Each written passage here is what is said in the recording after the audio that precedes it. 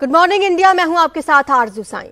कन्याकुमारी से शुरू हुई राहुल गांधी की भारत जोड़ो यात्रा औपचारिक रूप से आज खत्म हो रही है। कल करीब 4000 किलोमीटर की दूरी तय करने के बाद यात्रा अपने आखिरी पड़ाव श्रीनगर पहुंची। यहां राहुल गांधी ने लाल चौक पर तिरंगा फहराया। आज राहुल गांधी श्रीनगर में ही कांग्रेस पार्टी के दफ्तर पर झंडा फहराएंगे। यहां आयोजित होने वाले एक कार्यक्रम के लिए 21 दलों को निमंत्रण भेजा गया है। हालांकि सूत्र बता रहे हैं कि 9 विपक्षी दल इसमें शामिल नहीं होंगे।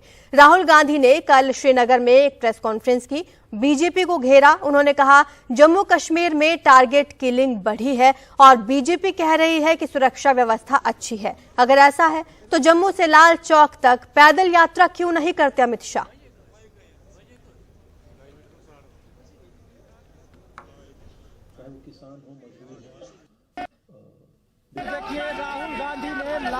श्रीनगर के ऐतिहासिक लाल चौक पर राहुल गांधी ने तिरंगा फहराया।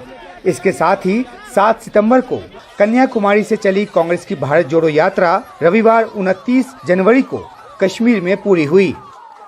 रैली जो कि काफ़ी एक सुरक्षा के लिहाज से संवेदनशील इलाका रहा है और यहाँ क्योंकि लोग जो हैं वो अलग अलग वजहों से परेशान रहे हैं। सुरक्षा के हालात जैसा कि मैंने आपको बताया कि यहाँ पे काफ़ी ख़राब रहे हैं और लोग उस बीच में अपनी ज़िंदगी जो है जीने की कोशिश करते रहे हैं। तो अब एक राजनीतिक यात्रा जो यहाँ पे कांग्रेस पार्टी की ख़त्म हो रही है। अलग अलग यहाँ पे उम्मीदें हैं। यात्रा के समापन का औपचारिक समारोह सोमवार 30 जनवरी को कश्मीर के कांग्रेस मुख्यालय में होना है। 135 दिन चली अपनी इस यात्रा से राहुल गांधी खुद काफी संतुष्ट नजर आए। मेरे लिए पर्सनली बहुत अच्छा एक्सपीरियंस रहा। शायद मैं कह सकता हूं मेरी जिंदगी का सबसे गहरा और सबसे सुंदर एक्सपीरियंस रहा है। ये कांग्रेस पार्टी की यात्रा नहीं रही, फ्रैंकली बोलूं। इसमें कांग्रेसियों से ज्यादा आम जनता चली है। कांग्रेस को लगता है कि करीब 4000 किलोमीटर की इस यात्रा से वो उन मुद्दों को जोर शोर से उठाने में कामयाब रही है जिनका सीधा सरोकार जनता से है। कांग्रेस आर्थिक असमानता और नफरत के माहौल के बढ़ने और लोकतांत्रिक संस्थानों को कमजोर किए जाने का आरोप लगाती है, लेकिन इस यात्रा के जरिए कांग्रेस जनता को कितना जोड़ पाई है और इसका कितना फायदा उसे मिलेगा, इस सवाल पर राहुल गांधी कहते हैं कि अभी इसका आकलन करने में समय लगेगा। बीजेपी आरएसएस ने एक विजन दिया है, नफरत भरा, अहंकार से भरा। हमारा विजन, जैसे मैंने कहा, नफरत के बाजार में मोहब्बत की दुकान वाला, भाईचारे का विजन, एक दूसरे को इज्जत देने का विजन, गले लगने का विजन। तो क्लियरली अब हिंदुस्तान के सामने 2 रास्ते हैं और राजनीति में इसका जबरदस्त असर पड़ेगा, इफेक्ट पड़ेगा। उसका एग्जैक्टली क्या इफेक्ट होगा मैं नहीं बता सकता हूं। कांग्रेस की ये यात्रा दक्षिण से उत्तर तक 12 राज्यों और 2 केंद्र शासित प्रदेशों से गुजरी। क्या पश्चिम से पूरब की भी ऐसी कोई यात्रा होगी? इस सवाल को फिलहाल राहुल गांधी टाल रहे हैं, लेकिन कहा कि कई विचार उनके दिमाग में हैं। कांग्रेस बेशक इसे राजनीतिक यात्रा मानने से इनकार कर रही हो, लेकिन आने वाले समय में मध्य प्रदेश और राजस्थान समेत कई राज्यों के चुनाव हैं और उसके साथ ही 2024 में लोकसभा के भी चुनाव हैं। इन चुनावों के नतीजों से यह तय होगा कि इस यात्रा से कांग्रेस पार्टी को जमीनी तौर पर क्या हासिल हुआ। श्रीनगर से नजीर मसूदी के साथ उमाशंकर सिंह, एनडीटीवी इंडिया। और हमारे सहयोगी उमाशंकर हमारे साथ जुड़ रहे हैं। उमाशंकर, इस वक्त क्या आप वहां पर देख पा रहे हैं? समारोह की किस तरह से तैयारियां की जा रही हैं? क्योंकि ये राहुल गांधी और कांग्रेस दोनों के लिए ही बहुत सफलता की बात है कि भारत जोड़ो यात्रा का आज सफलतापूर्वक समापन हो रहा है। जी देखिए, इस वक्त श्रीनगर में भारी बर्फबारी हो रही है और ऐसे में प्रोग्राम कुछ आगे बढ़ सकता है। 10 बजे का वक्त यहाँ पे दिया गया है जब राहुल गांधी कांग्रेस मुख्यालय पहुंचकर और वहां पर झंडा फहराएंगे और भारत जोड़ो यात्रा से जुड़ा हुआ एक स्मारक भी जो है एक जो वहां पे प्रतीक स्थल जो है वो भी वहां पर बनाएंगे, वहां पे स्थापित किया जाएगा। तो ये एक ऑर्नामेंटल बात है जो आज खत्म हो रही है। औपचारिक तौर पर यात्रा का जो समापन समारोह है आज रखा गया है और 23 जो पार्टियां हैं उनको निमंत्रित किया गया था। जो जानकारी है उसके मुताबिक इसमें जो एनसीपी और आरजेडी जैसी पार्टियां वो शामिल हो रही हैं। पीडीपी और एनसी जो कि यहीं की पार्टी है उसके नेता भी शामिल होंगे। हमने पहले भी देखा कि दोनों ही पार्टियों के नेता राहुल गांधी के साथ इस भारत जोड़ो यात्रा में चले। तो यात्रा का समापन तो हो रहा है।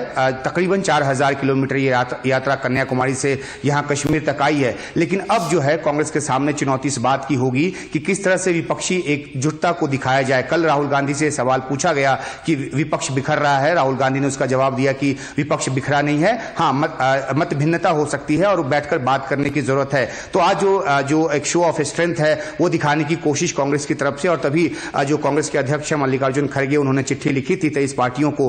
उसमें से तकरीबन 12 पार्टियां आज यहां शामिल होने की बात जो है वो की जा रही है। हालांकि ये सवाल जब जयराम रमेश से पूछा गया तो उन्होंने कहा कि आप कल ही देख लीजिएगा, यानी कि आज देख लीजिएगा कि कौन सी पार्टियां और कौन से नेता जो हैं यहां शामिल होने आते हैं। तो अब कांग्रेस का जो रास्ता है यहां से आगे को जाता है, आगे की रणनीति क्या होगी इसका खुलासा कांग्रेस ने अभी नहीं किया है। क्या दूसरी एक यात्रा होगी जो पश्चिम से पूरब की तरफ जाएगी या पूरब से पश्चिम की तरफ, इस पर भी कांग्रेस ने अभी कुछ नहीं बोला है। लेकिन जो मोमेंटम कांग्रेस पार्टी को लगता है उसने गेन किया, उसको बरकरार रखने की जरूरत है। और क्योंकि 2024 का चुनाव भी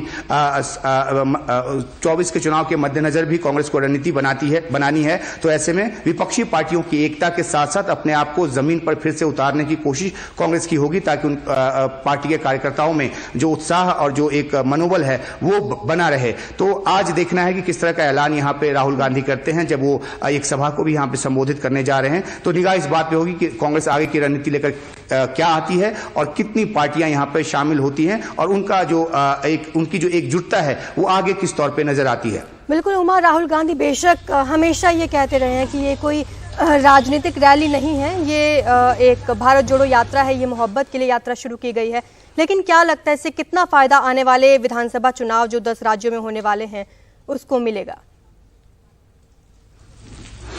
जी देखिए, आने वाले समय में जो चुनाव होने हैं उसमें कांग्रेस की परीक्षा होनी है। बेशक कांग्रेस ये कहती रही हो कि ये राजनीतिक यात्रा नहीं है, लेकिन कांग्रेस एक राजनीतिक पार्टी है और कांग्रेस को जमीनी स्तर पे खुद को मजबूत करने की जरूरत है। लगातार चुनावी हार का सामना कांग्रेस को करना पड़ा है और भारी भारी हार का सामना करना पड़ा है। तो अब जबकि यात्रा मध्य प्रदेश और राजस्थान जैसे राज्यों से भी गुजरी है जहां पे इस साल के अंत में चुनाव होना है, तो अगर भारत जोड़ पाए राहुल गांधी जिन मुद्दों को लेकर वो आगे बढ़े, चाहे वो आर्थिक विषमता की बात उन्होंने की हो, चाहे वो नफरत के माहौल की उन्होंने बात की हो, चाहे वो इंस्टीट्यूशंस को चोट किए जाने की उन्होंने बात की हो, तो इन सब बातों पे लोग उनके साथ कितना जुड़े हैं ये तो चुनाव के नतीजे ही बताएंगे। और असल ताकत किसी भी राजनीतिक पार्टी को चुनाव से ही मिलती है, जन समर्थन से मिलता है। तो बेशक कांग्रेस पार्टी कुछ भी कहती रही हो, लेकिन यहां से आगे का रास्ता क्या जाता है कांग्रेस पार्टी के लिए ये देखना होगा। बिल्कुल, शुक्रिया आपका उमा इस तमाम जानकारी के लिए। तो आपको बता दें आज समापन है भारत जोड़ो यात्रा का और कुछ ही देर में ये समारोह भी शुरू हो जाएगा।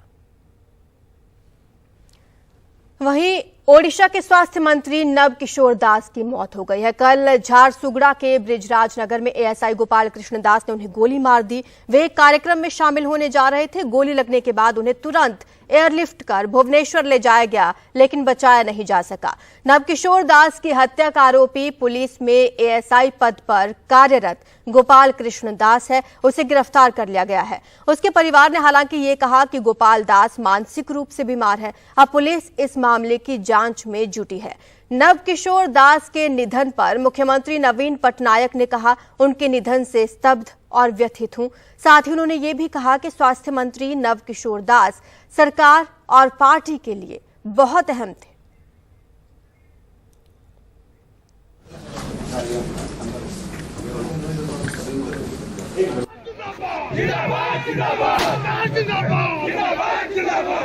बीजेडी के कार्यक्रम के दौरान ओडिशा के स्वास्थ्य मंत्री नवकिशोर दास पर फायरिंग हुई। ड्यूटी पर तैनात एक असिस्टेंट सब इंस्पेक्टर ने करीब से उन्हें गोलियां मारी। हालांकि वो उनकी सुरक्षा में तैनात नहीं था। खून से लथपथ मंत्री को तुरंत उनकी गाड़ी में बैठाकर अस्पताल ले जाया गया, जहां से उन्हें हेलीकॉप्टर से भुवनेश्वर के अपोलो अस्पताल ले जाया गया। लेकिन कई घंटे के इलाज के बाद भी वो बचाए न जा सके। उसने गोली चलाई, लेकिन ये साफ नहीं है कि क्यों। उसने ये खुद किया, लेकिन क्यों किया इसका कारण हमें नहीं पता। हम उससे पूछताछ कर रहे हैं। ओडिशा पुलिस की क्राइम ब्रांच के एडीजी अरुण बोथरा फायरिंग की जांच के लिए तुरंत ब्रजराज नगर के लिए रवाना हुए। पुलिस का कहना है कि गोपाल दास नाम के शूटर ने 2 बार अपनी सर्विस रिवॉल्वर से गोलियां चलाईं। उसे तुरंत पकड़कर हिरासत में लिया गया। हमले की वजह अब भी साफ नहीं है। मामले की जांच क्राइम ब्रांच को सौंप दी गई है। हमलावर की पत्नी ने पुलिस को बताया कि वो मानसिक बीमारी से जूझ रहा है और हाई ब्लड प्रेशर की दवाएं लेता है। मानसिक बीमारी है और उनका इलाज चल रहा है। पिछले 7-8 साल से उनका इलाज चल रहा है। वो ड्यूटी पर जाने से पहले दवाएं लेके जाते हैं। मेडिसिन खाइले नॉर्मल ड्यूटी जीवा आसीबा भलो सारा। ओडिशा के स्वास्थ्य मंत्री नवकिशोर दास बीजू जनता दल के वरिष्ठ नेता थे। उनको गोली मारकर हत्या कर देना बीजू जनता दल को सदमा पहुंचाया है। नवकिशोर दास पश्चिमी उड़ीसा से आते थे, जहां पे पार्टी को बढ़ाने में उनका प्रभाव था। उनको गोली मारकर हत्या कर देना ना सिर्फ राज्य में सुरक्षा को लेकर सवाल खड़ा किया है, लेकिन राजनीतिक नेताओं का सुरक्षा को लेकर भी सवाल खड़ा किया है। कैमरा पर्सन अनिरुद्ध त्रिपाठी के साथ सौरभ गुप्ता, एनडीटीवी इंडिया।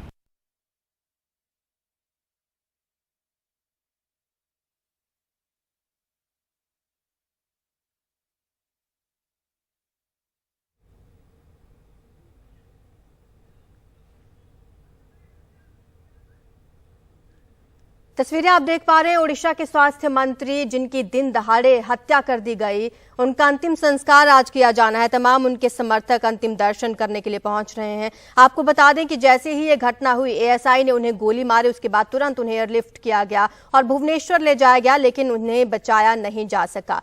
वहीं एएसआई गोपाल कृष्ण दास जिसने गोली मारी, उस पुलिसकर्मी को गिरफ्तार कर लिया गया है, पूछताछ की जा रही है। हालांकि परिवार का यह कहना है कि वो मानसिक रूप से स्वस्थ नहीं है। लेकिन आपको बता दें कि ओडिशा के स्वास्थ्य मंत्री नवकिशोर दास की मौत हो गई है। उनके एएसआई ने उन्हें गोली मारी। आपको बता दें कि एयरलिफ्ट कर भुवनेश्वर ले जाया गया, लेकिन बचाया नहीं जा सका। आज उनका अंतिम संस्कार किया जाएगा।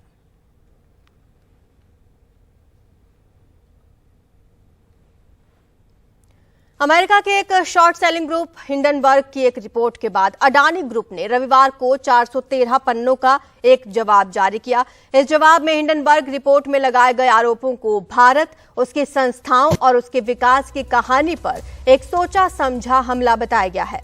अडानी ग्रुप ने इन आरोपों को झूठ का पुलिंदा बताया है। अडानी ग्रुप का कहना है कि अमेरिकी फर्म द्वारा ये रिपोर्ट वित्तीय फायदे के लिए एक फॉल्स मार्केट तैयार करने के लिए गुप्त मकसद से तैयार की गई। अडानी ग्रुप ने रविवार को कहा कि उसका एफपीओ बाजार में तय समय पर ही आएगा। पीटीआई से बात करते हुए अडानी ग्रुप के सीएफओ जुगशिंदर सिंह ने कहा कि अडानी ग्रुप का 20,000 करोड़ का फॉलो ऑन शेयर सेल जारी रहेगा और इस ऑफर में किसी तरह के बदलाव पर विचार नहीं किया जा रहा। इस सवाल पर कि क्या शेयर की कीमतों के ऑफर प्राइस से नीचे जाने से बिक्री पर असर पड़ेगा, सीएफओ ने कहा कि अडानी एंटरप्राइजेज लिमिटेड का फॉलो ऑन पब्लिक ऑफर यानी एफपीओ उन वित्तीय निवेशकों के लिए सबसे अच्छा माध्यम है जो शेयर का बड़ा हिस्सा खरीदना चाहते हैं। हिंडनबर्ग ग्रुप की रिपोर्ट के बाद अडानी ग्रुप के शेयरों में करीब 20% की गिरावट आई थी।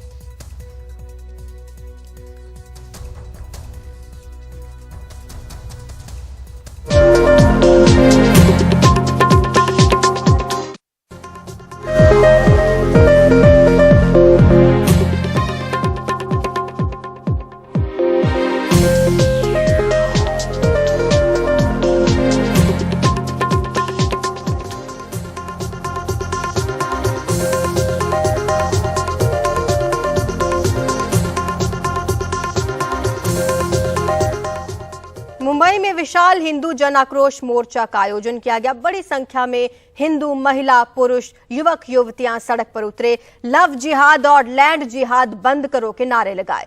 दादर के शिवाजी पार्क से हजारों की संख्या में हिंदू पैदल चलते हुए दादर में कामगार खेल मैदान तक गए, जहां तेलंगाना से आए उग्र हिंदूवादी नेता टी राजा सिंह ने सभा को संबोधित किया।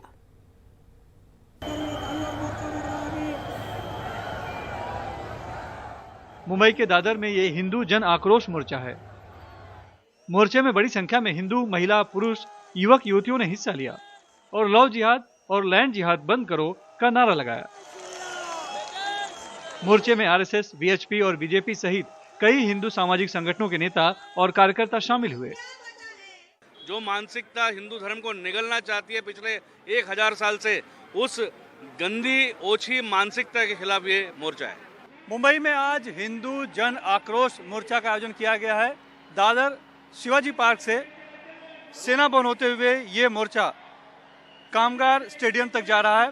दरअसल ये जो मोर्चा है ये लव जिहाद, लैंड जिहाद और अवैध धार्मिक स्थलों पर लगे लाउडस्पीकर के खिलाफ है, धर्म परिवर्तन के खिलाफ है। श्रद्धा वालकर जो वसई की रहने वाली थी, जिसका कि दिल्ली में आफ्ताब ने कत्ल कर दिया था, उसका उदाहरण देते हुए इस मोर्चे का आयोजन किया गया। और देखिए जो महिलाएं हैं वो इस मोर्चे का नेतृत्व कर रही हैं, वो आगे उन्हें महिलाओं को रखा गया है।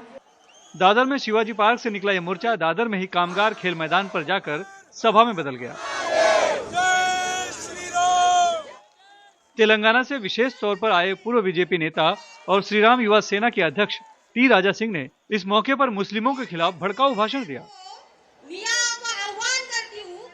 अपने विवादास्पद बयानों के लिए चर्चा में रहने वाले टी राजा सिंह ने मुस्लिम सेल्समैन, दुकानदार, जिम ट्रेनर और हलाल सर्टिफिकेट वाली वस्तुओं के बहिष्कार की अपील की।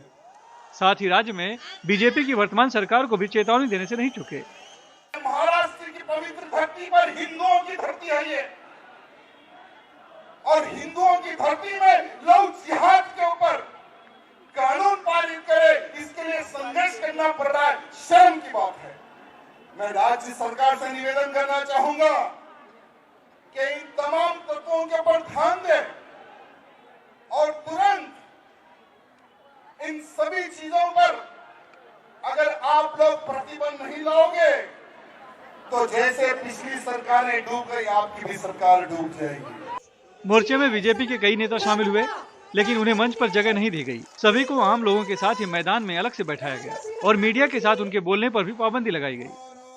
हालांकि ये पूछने पर कि हिंदुत्ववादी विचारधारा की आपकी अपनी सरकार है तो फिर ये मोर्चा क्यों, इस पर मुंबई बीजेपी के अध्यक्ष आशीष शेलार ने सफाई दी कि ये मोर्चा सरकार के खिलाफ नहीं बल्कि हिंदुओं की भावनाओं का प्रदर्शन है। मोर्चा अपने विचारों का जाहिर प्रदर्शन करने के लिए है, सरकार के खिलाफ नहीं। सरकार अपना काम कर रहा है, करेगा और पूरा मेरा भरोसा है, लेकिन समाज की भावना सरकार को निर्णय लेने के लिए भी कभी कभी बल देता है, उसके कारण ये मोर्चा है। नाम हिंदू जन आक्रोश, निशाने पर लव और लैंड जिहाद और लक्ष्य मुंबई का बीएमसी चुनाव। साफ है बीएमसी पर कब्जा करने के लिए बीजेपी की विकास कार्यों के साथ धार्मिक ध्रुवीकरण की राजनीति भी जारी है। मुंबई से कैमरामैन प्रवीण रोहित साथ सुनील सिंह, एनडीटीवी इंडिया के लिए। संसद में आम बजट पेश होने वाला है। ऐसे में हर किसी की निगाहें सरकारी योजनाओं पर टिकी हैं। कोरोना के समय शुरू की गई मुफ्त अनाज योजना भी इनमें से एक है। सवाल ये है कि क्या सरकार इन योजनाओं को आगे बढ़ाएगी या सरकार इसमें आगे की कुछ सोच रही है। उत्तर प्रदेश के इस दूर दराज गांव में महीने का राशन लेने के लिए लोगों की कतार। 66 साल की बीना देवी एक दिहाड़ी मजदूर हैं। अपने और बेटी के लिए भरपेट खाना जुटाना उनके लिए एक बड़ी मशक्कत का काम है। आपकी गुहार तो भैया बहुत है कि आप जो राशन से लेके आप चीनी है, दाल है, तेल है और साबुन है, आप जितने गरीब लोग हैं आप सबका मिलना चाहिए, लेकिन ये आज नहीं मिल पा रहा। सर जैसे दाल है, गेहूं चावल तो मिल ही रहा है। दाल, तेल, साबुन और चीनी ये हमको नहीं मिल रही, ये भी मिलनी चाहिए हमको। क्योंकि हम भी गरीब हैं। सफेद कार्ड बना है, हमारा गरीबों का बना है या अमीरों का बना है, उनको मिल रहा है। हम भी गरीब हैं, हमको नहीं मिल रहा, हमको भी मिलना चाहिए। ऐसे में सवाल ये है कि इस साल के आम बजट से पहले क्या सरकार मुफ्त अनाज से कुछ आगे की सोच रही है। माना जा रहा है कि सरकार खाद्य सब्सिडी में भी कटौती कर सकती है, जो इस साल रिकॉर्ड ऊंचाई पर रही है। बीना देवी जैसे कई लोगों को उम्मीद है कि सरकार जन वितरण प्रणाली का विस्तार करेगी। जैसे उदाहरण के लिए खाने के सामान में दालों को भी शामिल किया जा सकता है। सरकार से यही चाहते हैं कि हमें जो हमारे डेली वेजेस का खाद्य पदार्थ लगता है वो हमें सब मिलना चाहिए। दाल, गेहूं, चना, चावल, कुछ लोग तो यहाँ साबुन का भी कहते हैं, हमें साबुन मिलना चाहिए। गरीब आदमियों को बहुत परिवार चलाने के लिए, अपने बच्चों को भरण पोषण के लिए बहुत अच्छा अवसर मिला उनको। कोविड के दौर में प्रधानमंत्री गरीब कल्याण अन्न योजना के तहत गरीब परिवारों को मुफ्त अनाज दिया गया, लेकिन अब उसे बंद कर दिया गया है। इससे सरकार को सालाना करीब 1.5 लाख करोड़ रुपए की बचत हुई। सवाल ये है कि क्या इस बचत का इस्तेमाल खाद्य नीति को नए सिरे से तैयार कर उसके अमल में किया जाएगा, या फिर बजट में सरकार देश भर में 80 करोड़ लोगों को मुफ्त अनाज देने की योजना पर ही अमल करेगी। सरकार अगर मुफ्त अनाज योजना पर ही पैसे खर्च करेगी तो गरीब कैसे बीपीएल कैटेगरी से बाहर आएंगे? सरकार को जन वितरण प्रणाली के विस्तार पर ध्यान देना चाहिए और टिकाऊ खाद्य नीति का लंबा समाधान खोजना चाहिए। सरकार ने अब ये तय किया है कि कोविड में शुरू की गई प्रधानमंत्री गरीब कल्याण योजना अब बंद कर दी जाएगी। इसके मायने ये हैं कि इस बजट में सरकार के पास उस पे खर्च करा जाने वाला पैसा अब बचेगा। यहाँ के लोगों का ये कहना है कि अब सरकार को इस बात पर फोकस करना चाहिए कि गांव में गांव के लोगों को भी पोषण सही तौर पर मिल रहा है कि नहीं। अब इसके ये मायने हैं कि mid day meal scheme, integrated child development scheme, इस पर भी सरकार अब गौर करेगी। मोहरा खुर्द विलेज लखनऊ के पास अपने कैमरा सहयोगी राजेश गुप्ता के साथ वेदांत, एनडीटीवी इंडिया।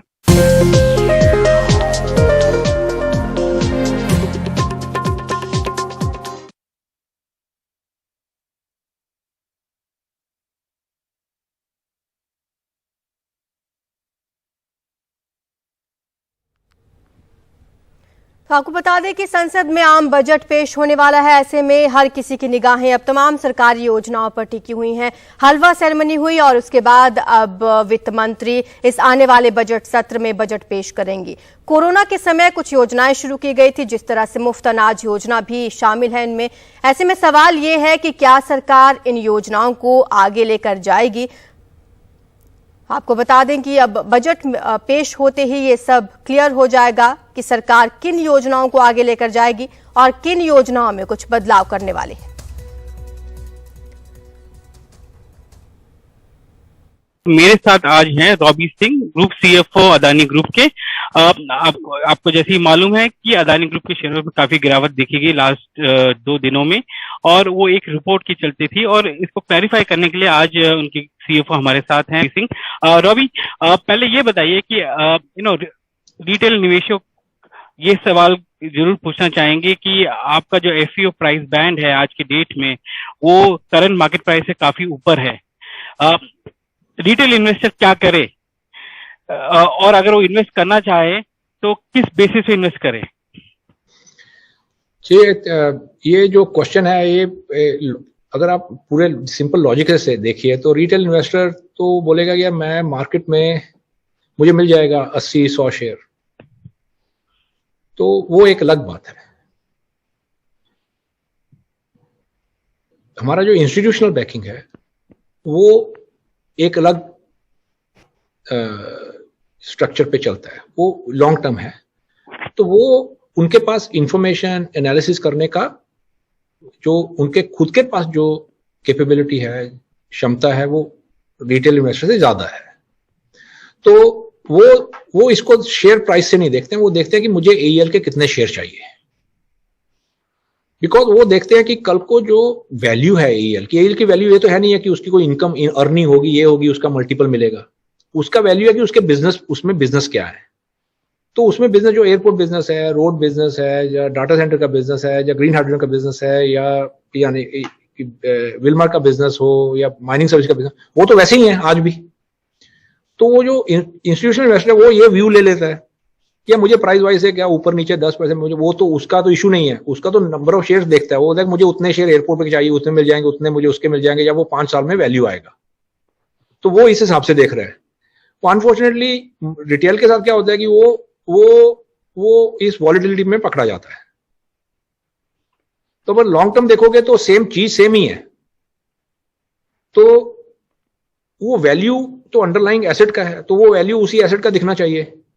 तो आज ऊपर नीचे प्राइस 10% हो, उससे तो एयरपोर्ट का वैल्यू तो चेंज नहीं हो रहा है। तो आप वैल्यू आपको वहीं से मिलेगा जब एयरपोर्ट डीमर्ज होगा, वो तो वैसे ही चल रहा है। तो मेरा यह है कि अगर आप लॉन्ग टर्म हो, थिंकिंग हो, रिटेल में भी हो, तो आप शॉर्ट टर्म वॉलेटिलिटी पे लॉन्ग टर्म डिसीजन लेना ठीक नहीं होता है। तो मैं एज कंपनी का एग्जीक्यूटिव हूं तो मैं एडवाइस तो नहीं दे सकता हूं, ना मुझे देनी चाहिए, बिकॉज आप सब लोगों की अपनी अपनी स्थिति होती है, अपने अपने सर्कमस्टेंसेस होते हैं। लेकिन फंडामेंटल लेवल पे जहां से एईएल का वैल्यू आएगा वो कुछ चेंज नहीं हो रहा है, और ये उनको समझना चाहिए। दूसरा, उनको एक बात और समझना चाहिए कि ये जो रिपोर्ट है, जब हमने अपना संडे को रिपोर्ट निकाला, उसमें ये क्लियर है कि ये रिपोर्ट मिसरिप्रेजेंटेशन और ये रिपोर्ट झूठ के बुनियाद पे बना हुआ है, और ये झूठ के बुनियाद का रिपोर्ट सर्कुलेट हुआ है। उसका हमें दुख भी है, बिकॉज उससे रिटेल इन्वेस्टर का नुकसान हो सकता है और हुआ भी होगा, और कईयों को हुआ। तो ये झूठ के बुनियाद की रिपोर्ट सर्कुलेट हुई, अपने रिटेल इन्वेस्टर को यहां पे लॉस हुआ, तो ये एक अलग लाइन चलेगी इन्वेस्टिगेशन की, और उसके बाद जो होगा वो आगे उसका देखेंगे। बट ये जो रिटेल के साथ हुआ है, इसका हमें दुख है। आपके एंकर इन्वेस्टर्स काफी हैं, लगभग 6000 करोड़ आपने एंकर इन्वेस्टर्स से लिया है। क्या आपकी बातचीत हुई एंकर इन्वेस्टर से, उनका क्या फीडबैक रहा है इस पे, और रिटेल इस पे नहीं आ पाता है तो क्या आपके पास इंस्टीट्यूशनल डिमांड इतना है कि पूरा एफपीओ कवर हो पाए? और सेकंड क्वेश्चन का जो आपने लास्ट वाला पॉइंट रेज किया, वो तो उसका आंसर तो सीधा यस है। इसलिए हमने सैटरडे को ये क्लैरिफाई कर दिया कि एफपीओ तो हो रहा है और उसी प्राइस बैंड पे हो रहा है। तो एंकर इन्वेस्टर से बात होता है तो वो उनका कंसेंसस जो डिस्कशन हो रही है, ये एफपीओ आपको करना है, आप कीजिए। तो उतना हमारे पास डिमांड है, और उतना एक्चुअली एचएनए में भी डिमांड है अभी, वो भी आ जाएगा। वो फ्राइडे का तो वॉलेटिलिटी इतना था कि वो लोग भी वेट कर रहे थे कि हम क्या डिसीजन लेंगे, क्या नहीं होगा, इसलिए हमने वो सैटरडे को क्लियर कर दिया। तो एक्चुअली में एचएनए में से भी डिमांड आ जाएगा। तो बट रिटेल का तो इशू पूरा सब्सिडी होगा। तो अभी हमारा जो जैसे हमारा मेन दुख ये है कि हम चाहते हैं कि हमारी एसेट्स हैं एक्चुअली ग्राउंड पे। तो अगर आप एईएल के शेयर होल्डर हो तो आप मुंबई एयरपोर्ट जाओगे तो आप उसके भी शेयर होल्डर होगे। तो एक एसेट बिजनेस पे अपने जो इंडिया के सिटीजन्स हैं, नॉर्मल सिटीजन हैं, वो इंडिया की एसेट्स को ओन करें, वो एक अच्छी बात है, हमें भी अच्छा लगता है। और वो क्या कि अभी वो चीज मिस होगा और काफी पैमाने पे मिस हो सकता है, उसका हमें दुख है शॉर्ट टर्म में। ये बताइए, ये जो रिपोर्ट है इसमें रिपोर्ट में लिखा गया है कि आपकी जो वैल्यूएशन है करंटली वो काफी ओवर वैल्यूड है, और वो लोग देखते हैं कि लगभग 85% डाउनसाइड है वैल्यूएशन से।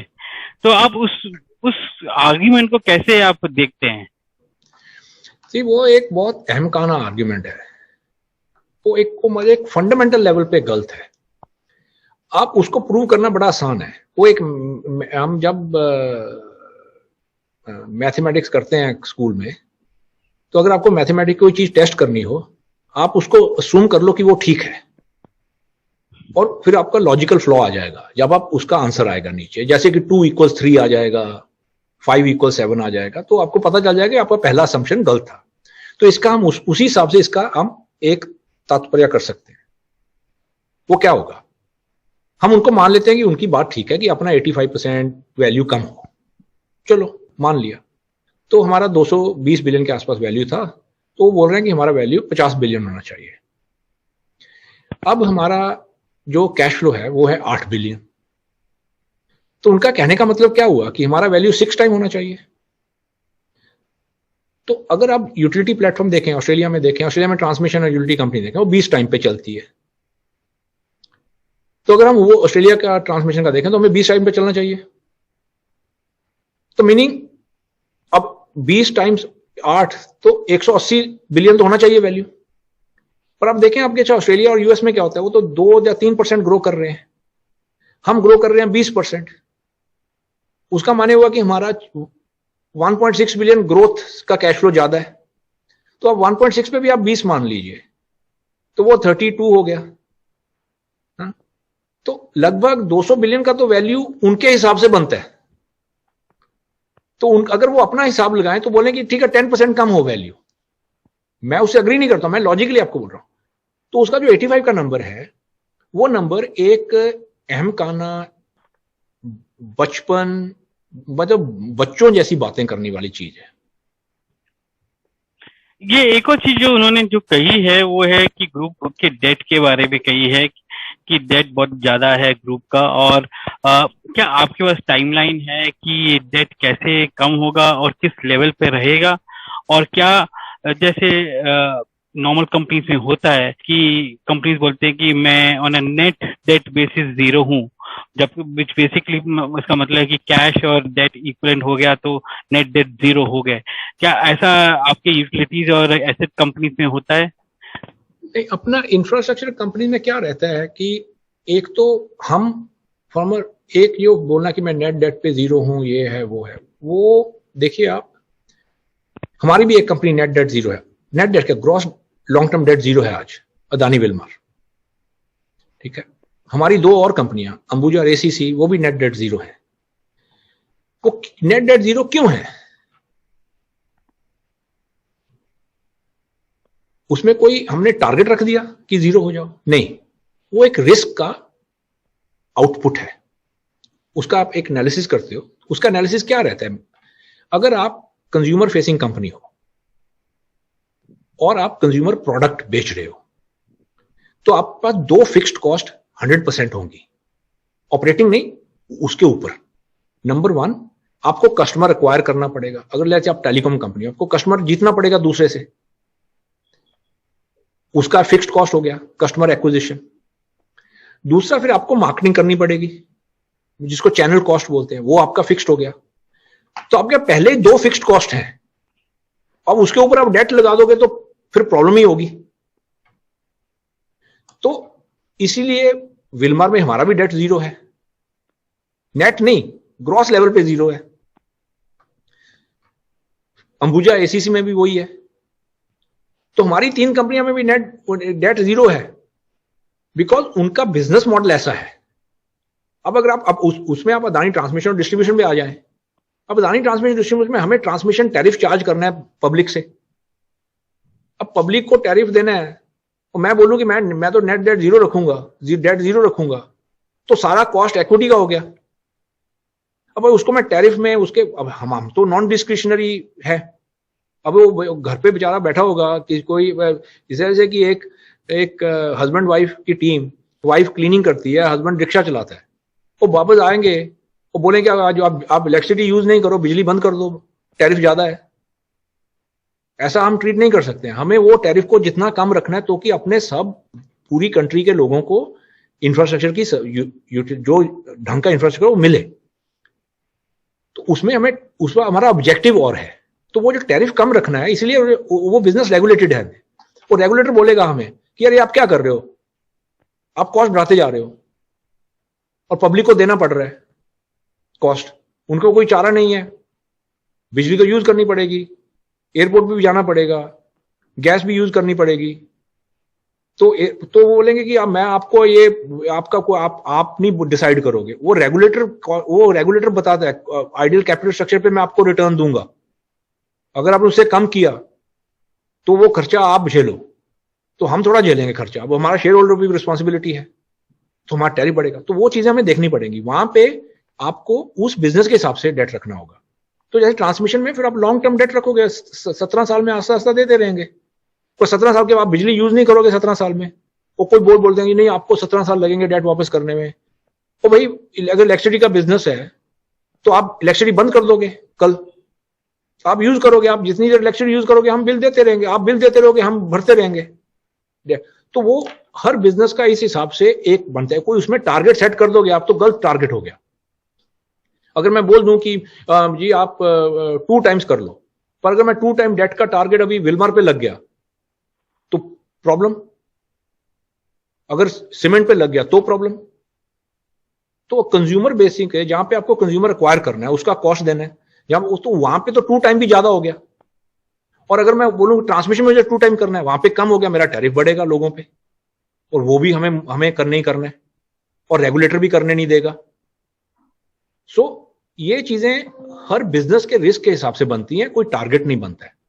तो इसको risk adjusted cost of capital के नाम से बोला जाता है, और वो हर बिजनेस का एक ढांचा बनेगा, उस ढांचे में उसका बन।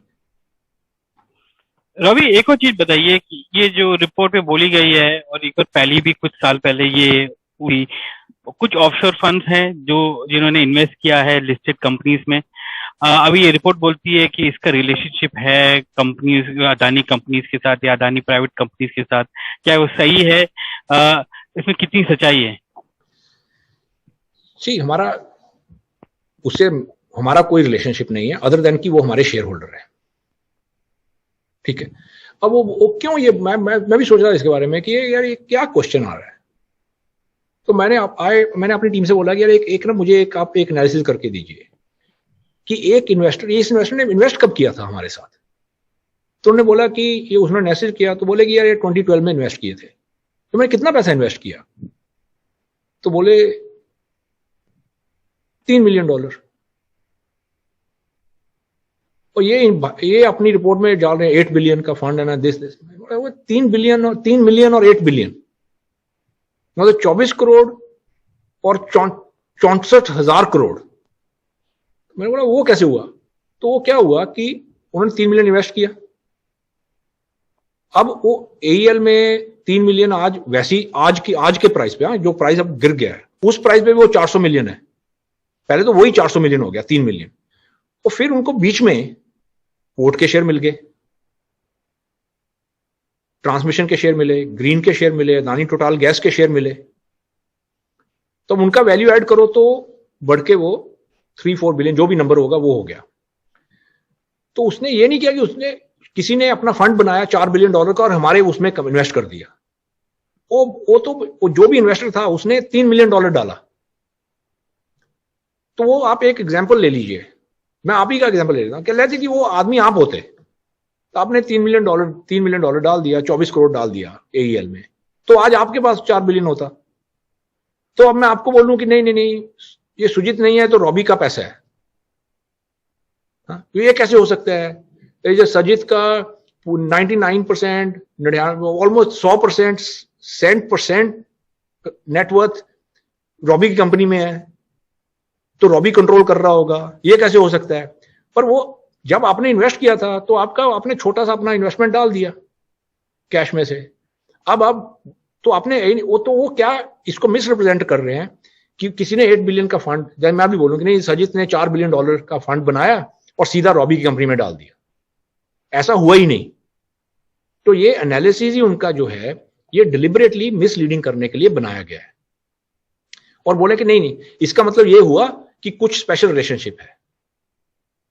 कोई रिलेशनशिप नहीं है। हमारा ओवरसीज स्ट्रक्चर, हमारा डोमेस्टिक स्ट्रक्चर पूरा डिस्क्लोज्ड है, और वो डिस्क्लोजर एक बार नहीं, होलसिम के जो होलसिम का हमने जो ओपन ऑफर किया था उसमें भी डिस्क्लोज्ड है पूरा। तो हमारी तरफ से जो भी है वो पूरा 100% डिस्क्लोज्ड है, और उसके ऊपर जो भी है वो 100% स्पेकुलेशन है। अब वो स्पेकुलेशन का क्या आंसर दें? फाइनली रॉबी, आपने अपने एक रिलीज में कहा था कि आप लीगल कर रहे हैं, तो वो कहाँ तक कर पाए हैं? इंडिया में और US में कर रहे हैं? क्योंकि एक उनकी तरफ से एक स्टेटमेंट आया था कि वो तो चाहते हैं कि वो US में करे ताकि वहां पर डिस्कवरी का प्रोसेस हो। तो आपका क्या कहना है उस लीगल प्रोसेस के बारे में, और किस तरह से आपकी लीगल स्ट्रैटेजी रहेगी? जी, इस चीज में एक लोगों को समझना चाहिए कि अगर US है तो इंडिया भी है, हम भी कुछ हैं। पहले तो लॉस कहां पे हुआ है? हमने अपना रिपोर्ट संडे को डाल दिया, अब सबके पास वो है। अब वो हमने अपनी लीगल टीम को भी दे दिया है, लॉयर्स को भी दिया, वो लॉयर अब उसको असेस करेंगे, मैं उस टीम का हूँगा, मेरे से भी क्वेश्चन पूछे जाएगा तो असेस करेंगे अभी वो क्या असेस करते हैं, उसको कैसे करना है। अब वो हमने तो इसलिए पब्लिक रिपोर्ट कर दिया, हमने मिनिस्ट्री को भी भेज दिया, हमने सेबी को भी दे दिया, साइट पे भी कर दिया। अगर आप किसी को उसके अगेंस्ट एक्शन, वो सेबी डिसाइड करेगी, सेबी भी एक्शन ले सकती है। वो बोलेगी यार ये आपने झूठ के बुनियाद पे रिपोर्ट बनाया है, उससे इन्वेस्टर को धोखा हुआ, घाटा हुआ, तो सेबी भी एक्शन ले सकती है, मिनिस्ट्री भी एक्शन ले सकती है, कोई इन्वेस्टर भी एक्शन ले सकता है। कोई माइनॉरिटी इन्वेस्टर हो जिसको लॉस हुआ और उसको ये रिपोर्ट बेबुनियाद है, वो भी कोर्ट में जा सकता है। अच्छा, अब इस रिपोर्ट में कुछ ऐसे क्वेश्चन, जैसे आपने पहला क्वेश्चन पूछा था, मैंने बताया था आपको, वो तो बिल्कुल जानबूझ के किया गया, उनको मालूम होना चाहिए कि ये ऐसी बात नहीं है। तो अभी वो अगर वो ऐसा है तो इंडिया में तो वो क्रिमिनल केस भी हो सकता है, सिविल केस भी हो सकता है, कुछ भी होगा, वो अभी लीगल एडवाइस होगी, उस पर टाइम लगेगा, वो करते रहेंगे। पहले उनको अगर ये ऐसा कुछ है तो एक बात वो समझ जाए और एक बात अपनी पब्लिक भी समझे, पहले उनको इंडिया में जस्टिस फेस करनी पड़ेगी। अगर ये हुआ, जहां पे उन्होंने ये नुकसान करवाया है, उनको आके वहां पे आंसर करो। और वो अगर वो एक्शन होगा तो उस पे जैसे वो डेवलप होगा आगे, वो हमारे लीगल हेड आपको मार्केट को इन्फॉर्म करेंगे पहले। पर लेकिन पहले उनको यहाँ पे जिन लोगों का उन्होंने नुकसान किया, हमारा तो कोई नुकसान नहीं हुआ, हमने तो शेयर बेचा नहीं है और हमें बेचना भी नहीं पड़ा, तो नुकसान किसी का हुआ है, जिनके नुकसान हुआ है वो उनको आंसर उनको यहाँ पे आके, मैं क्या बोलूँ आपकी अगर को मेरा इन्फॉर्मेशन लेके, अब हमने पब्लिश कर दिया संडे को, तभी अगर 4 इन्वेस्टर बोले कि नहीं मेरा तो घाटा हुआ है, मैं तो जाके ये असम के कोर्ट में, मैं तो असम में बैठा हूँ, मेरा तो वहां पे सड़क के साथ में छोटी दुकान है, वो अब जाके न्यूयॉर्क में केस करेगा, उसको अपना नुकसान चुकाना है, वो असम में केस डालेगा। अगर कोई कर्नाटका में, वो कर्नाटका में डालेगा। तो ये अब ये तो लीगल चीज होगी, वो जैसे होगी वो हमें मालूम नहीं है, लेकिन वो असेसमेंट होगा, उसके बाद देखेंगे। उन्होंने अपने रिपोर्ट में लिखा था कि इस रिपोर्ट के बेसिस पे वो शॉर्ट पोजीशन ले रहे हैं आपके यूएस बॉन्ड्स पे। आपको इंडिकेशन है कि कितने पोजीशंस लिए हैं उन्होंने? ये अभी वो थोड़ा डाटा काफी एक स्ट्रक्चर्ड वे में आपको ढूंढना पड़ता है, तो उसमें टाइम लगेगा, वो हमें पता चल जाएगा। लेकिन हमारे बॉन्ड्स में हमारे लॉन्ग टर्म जो इन्वेस्टर हैं, उनमें उन्होंने किसी ने नहीं बेचा है। 4-5%, 2% ट्रेडिंग वाले होते हैं, वो बिकता है, पर लेकिन वो प्राइस, उस बॉन्ड प्राइस में इतना वॉलेटिलिटी नहीं है जितना शेयर में हुआ है, बिकॉज शेयर में बेसिकली एक शॉर्ट का गेम चला है, वो बॉन्ड में उतना नहीं चलता है, और उतना चलाना हो तो आपको काफी रेगुलेशन सिंगापुर का लग जाएगा, लक्समबर्ग का लग जाएगा, जहां पे बॉन्ड्स लिस्टेड है, तो वो उसमें टाइम लगेगा हमें मिलने में। इंफॉर्मेशन जब मिलेगा तो उसके बाद एनालाइज करके देखेंगे। और आपने क्या इसके बारे में सेबी से कंप्लेन की है इसमें देखने के लिए कि किस तरह से शॉर्ट हुए? क्योंकि आपकी डिलीवरी तो बहुत 17% थी फ्राइडे को दोनों एक्सचेंजेस में, तो ये तो बहुत ही मतलब काफी स्पेकुलेटिव खेला गया है आपके सारे शेयर। उसमें हमारा आपको देख देखते बैंक के शेयर भी गिरे हुए। नहीं, उसका सी हमारी तरफ से हम ऐसा ग्रुप नहीं है, एक वो रिपोर्ट करो, हमें जो अपना काम करना है वो हमने कर दिया है, हमने पब्लिश कर दी। अब वो हमने सेबी को भी दे दी। जब हमें इन्फॉर्मेशन आएगी, कुछ ऐसा इन्फॉर्मेशन होगा, हम फिर जो जिसके साथ शेयर करना है वो डिस्क्लोजर के हिसाब से हम शेयर करेंगे। अगर डिस्क्लोजर नहीं है, प्राइवेट इन्फॉर्मेशन, तो सेबी का होगा, सेबी को दे देंगे। अब वो एक्शन क्या होगा क्या नहीं होगा, वो अब सेबी पे, या ये तो सेबी का भी एक्शन हो सकता है, ये एक्शन नॉर्मल अपना अटॉर्नी जनरल भी ले सकते हैं इंडिया में, बिकॉज अगर मिसरिप्रेजेंटेशन के बेसिस पे इतने लोगों का घाटा हुआ है तो अटॉर्नी जनरल भी एक्शन ले सकते हैं, ऐसी बात नहीं है। तो वो जो होगा वो अब उनपे निर्भर करता है। उस पे हमारा जो ऑब्जेक्टिव था वो हमने कर दिया। हमने हर क्वेश्चन का पॉइंट वाइज आंसर देना था, वो हमने दे दिया। और जो आंसर दिया, किस बेसिस पे आंसर दिया, उसके डॉक्यूमेंट अटैच कर दिए। और उस टाइम करने में हमें, ठीक है 2 दिन लगे, करने में 2-3 दिन लगे, लेकिन उनको 2 साल लगे, लेकिन हमें 2-3 दिन लगे। तो वो पूरा 300-400 पेज का जो रिपोर्ट है हमने दे दिया। अब उस पे क्या होगा क्या नहीं होगा, वो अब हमारा फोकस हमेशा बिजनेस पे रहा, बिजनेस पे ही रहेगा। रवि, आज आपसे बात करते हुए अच्छा लगा। धन्यवाद BQ प्राइम हिंदी से बात करने के लिए। Thank you. Thank you.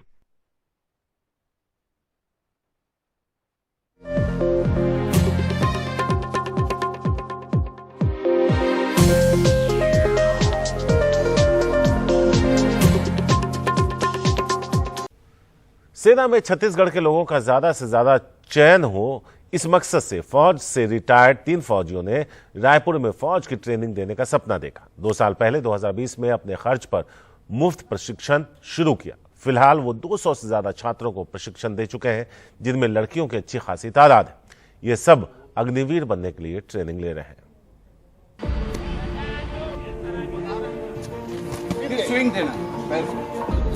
Raipur में कमल विहार कॉलोनी को फौज से रिटायर हुए पन्नालाल सिन्हा और सूबेदार गज मोहन साहू ने छोटे से आर्मी ट्रेनिंग कैंप का सरीखा बना दिया है। फौज में जाने का सपना लिए कई छात्र यहाँ निःशुल्क प्रशिक्षण लेते हैं। भावना बेहद गरीब परिवार से है, मेडिकल दुकान में काम करती हैं। अग्निवीर बनकर देश की सेवा और परिवार की मदद का ख्वाब है। मैं अग्निवीर में जाना चाहती हूँ और सर लोग जिस हिसाब से हमको ट्रेनिंग दे रहे हैं, रनिंग करवा रहे हैं, हमारा जो फिजिकल एक्सरसाइज वगैरह हो रहा है, उससे मेरे को उम्मीद है सर कि इस बार जो अग्निवीर का जो भर्ती खुलेगी उसमें मेरा सिलेक्शन हो ही जाएगा। सर अग्निवीर में तो हमको वैसे हर चीज़ प्लस पॉइंट दिख रहा है और जो मेन चीज़ है सर, जैसे कि हम सैनिक बनना चाहते हैं तो 4 साल हम देश की सेवा करके अपने घर वापस आ सकते हैं। शिवांगी सोनी मध्यम वर्ग से हैं, कहती हैं अग्निवीर अच्छा मौका है, 4 साल बाद परिवार में वापस भी लौट सकती हैं। प्रभा भी कुछ ऐसे ही सोचती हैं। अग्निवीर की स्कीम आई है वो हमारे लिए मतलब बहुत बेनिफिशियल है, उससे हमें बहुत सारी चीज़ें सीखने भी मिलेगी। और जैसे लड़कियों का होता है कि शादी के बाद वो नहीं कर सकते काम, तो ये जो 4 साल है वो हम हमारी देश के लिए दे सकते, सेवा कर सकते हैं और उसके बाद जो हमारा फैमिली है वो भी चला सकते हैं। मेरे फैमिली में 4 लोग रहते हैं, मम्मी पापा और भाई और मैं। पापा फार्मर हैं, मम्मी हाउसवाइफ है, भाई भी जॉब ढूंढ रहा है और मैं अग्निवीर की तैयारी कर रही हूँ। आर्थिक प्रॉब्लम है सर। तो क्या बनना चाहते हैं आप? मैं अग्निवीर में जाना चाहती हूँ सर। क्यों? मुझे देश की सेवा करना है। अभी यहाँ 58 लड़कियों समेत 210 युवा अग्निवीर की ट्रेनिंग ले रहे हैं। पहला इनका बेस्ट ऑप्शन है अग्निवीर का।